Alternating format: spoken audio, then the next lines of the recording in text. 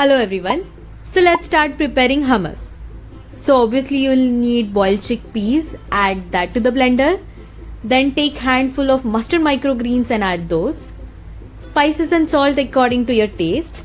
Then add peanut butter for that creamy texture. Add garlic.